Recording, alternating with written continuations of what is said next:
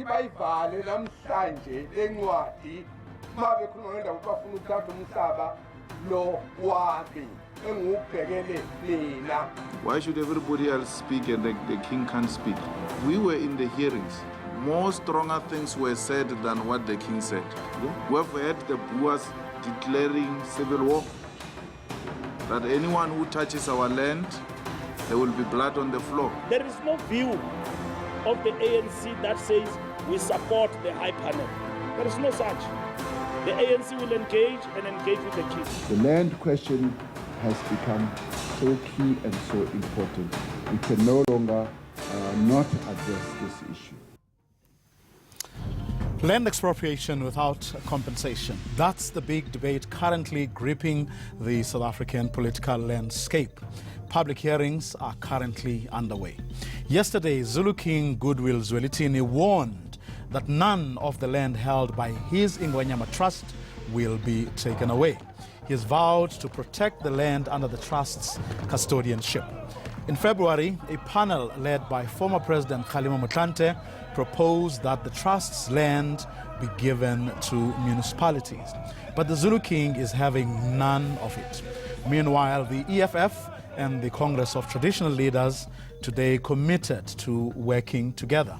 They are calling for the amendment of Section 25 of the Constitution in order to allow for expropriation of land without compensation. My name is Vuyo Mvoko, and this is our nightly look at South Africa under the Ramaphosa administration. This is As It Happens.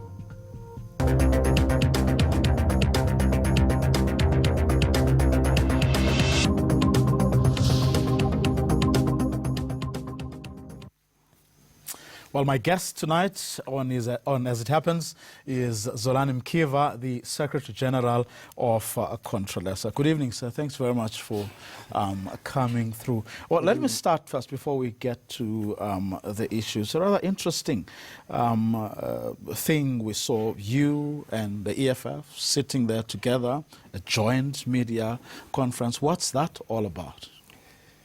Well, because the land question is a serious question for us as a country, given where we come from as a people.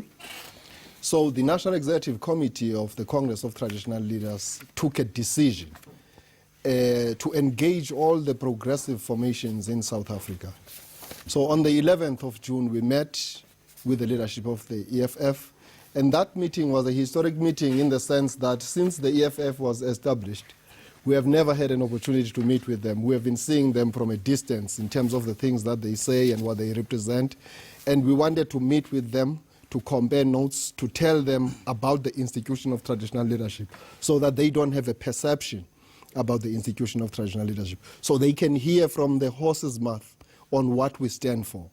And then also our policy positions on a variety of issues that form part and parcel of what we call the national interests. The land question, the institution of traditional leadership, rural development, and all of those issues.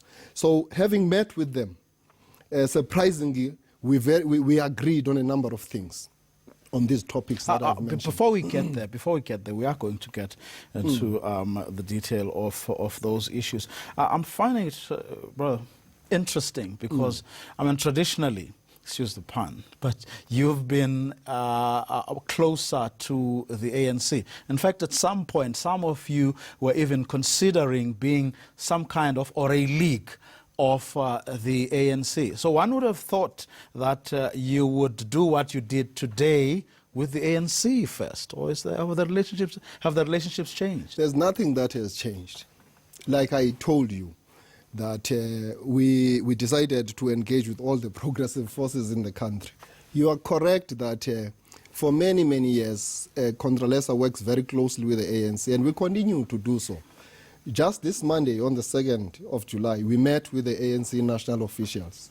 So there's nothing surprising about us meeting with the EFF. For that matter, the establishment of the EFF has really thrown a spanner in terms of the South African politics, and you can't ignore them.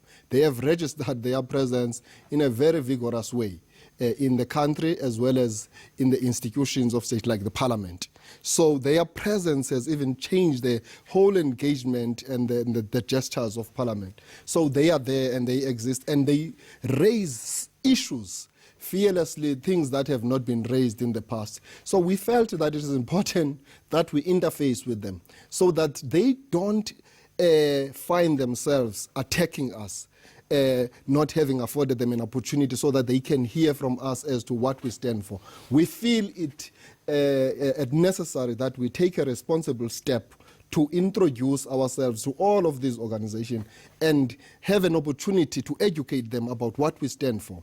And in that process, we are educating the broader South Africa about the institution because there are perceptions about this institution because it's being defined according to European descriptions. And I think it's important for us to take this to the politicians and tell them what we stand for. Well, the DA, at least in sheer numbers terms, is a lot bigger than the EFF. Well, the EFF is the fastest growing political party in the country, and it is a progressive organization in the sense that it preaches the total liberation of the country, and we share some thoughts in terms of what they stand for. They find resonance with many of our communities because of what they are talking about on the land question and in a number of other areas. And the vibrancy with which they raise these issues is very important because they are saying that certain things ought to happen in our lifetime, and we support that. So by implication, the DA is not really in that league? The DA is not in that league whatsoever. Remember that DA has a history which saw it participating even during the apartheid measure. It was not on the side of the people. We're yet to be told that they have changed. We have not seen the change. Recently, the leader of the DA in the form of Helen Zille said to our people that they are refugees in the Western Cape, a worst insult in a liberated country. This is a unitary state. There should be a freedom of movement. There shouldn't be such. In fact, I was surprised that some political parties did not take her head on because I think it is criminal for her to have said such statement. So a statement like that tells you what kind of a party that she represents. And she also tweeted about the greatness of colonization, which helped us as a people. Another insult. We were brutalized, we were dehumanized by the colonial regime, by the apartheid regime.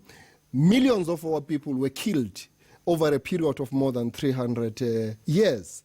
And so we can't just jump the gun and think that the DA has crossed the Rubicon. To us, it is a party that still represents narrow interest, the interest of those that were previously advantaged and privileged, particularly from the white communities. Therefore, even our people who are participating at the DA, we don't think that they are conscious of these issues. We need to do more to ensure that we educate our people. And in fact, as Contralesa, we have taken upon ourselves to ensure that we engage the public in a public discourse where we can sort of embark on a patriotic education so that people can get to understand Africanity, Pan-Africanism, and why the institution of traditional leadership is one of the only surviving institutions that colonization failed to destroy, because everything else is taken from the West. Before we get to the range of issues that you raised today, just one last one. Your meeting with the ANC on the 2nd, what was that about?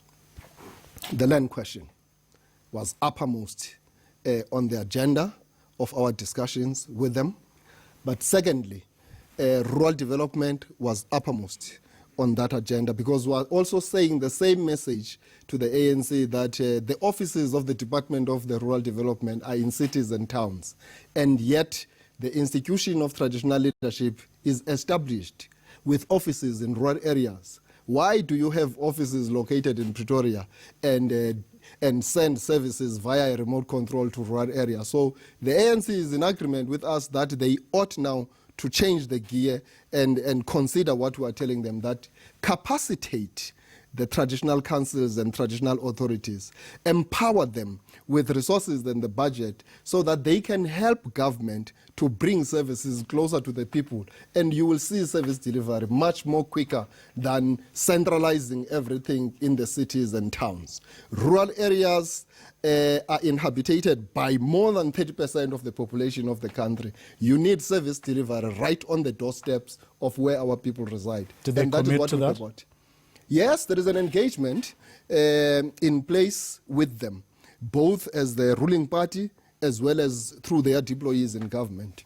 I spoke with Dr. Zolani Mkiva immediately after that meeting. He gave us an assurance that they are going to take steps to ensure that what we say must happen is actually adhered to. Okay, I'm going to ask you to stay put for a short while. We're going to get into the detail of the issues that you raised today at that media conference you held alongside EFF leader. Zolani Mkiva is the Secretary General of Contralesa, and tonight he's here to talk about the land question.